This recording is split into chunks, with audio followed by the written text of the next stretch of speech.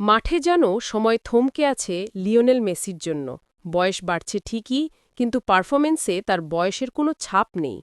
Inter মায়ামির জার্সিতে আবারও আলো ছড়ালেন আর্জেন্টাইন জাদুকর।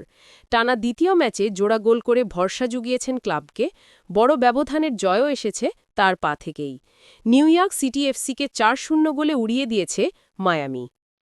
গত বৃহস্পতিবার ভোরে নিউ ইয়র্কের সিটি ফিল্ডে প্রতিপক্ষকে দমিয়ে রেখেছিল হাভিয়ের মাস্কেরানোর দল। নিষেধাজ্ঞা শেষে ফিরেই পেনাল্টি থেকে গোল করেন লুইস সুয়ারেজ। মেসি করেন ২টি গোল। আরেকটা গোল আসে বালতাসার রদ্রিগেজের কাছ থেকে। পুরো ম্যাচে মায়ামির দাপট স্পষ্ট। ৫২% বল দখলে রেখে ১২টি শট নেয় তারা, যার মধ্যে ৮টি ছিল লক্ষ্যে। অন্যদিকে নিউ ইয়র্কের ৯ শটের মাত্র ২টি ছিল টার্গেটে। প্রথম গোল আসে প্রথমার্ধের শেষ দিকে ৪৩ মিনিটে। মাঝমাঠ থেকে মেসির নিখুঁত পাস পেয়ে বালতাসার এগিয়ে গিয়ে বল জালে জ্বালান। এই গোলে এমএলএস ইতিহাসে অনন্য কীর্তি গড়েন মেসি, টানা দ্বিতীয় মৌসুমে ৩৫ গোলে সরাসরি অবদান রাখা প্রথম খেলোয়াড় হিসেবে।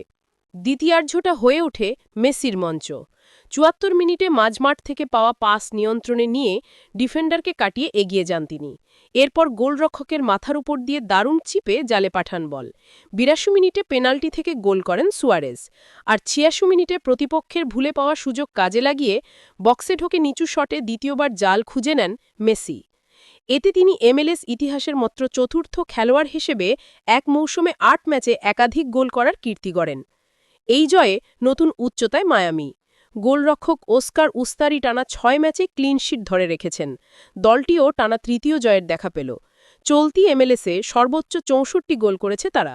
সর্বশেষ ৬ ম্যাচের ৫টিতেই প্রতিপক্ষের জালে বল জড়িয়েছে অন্তত ৩ বার করে।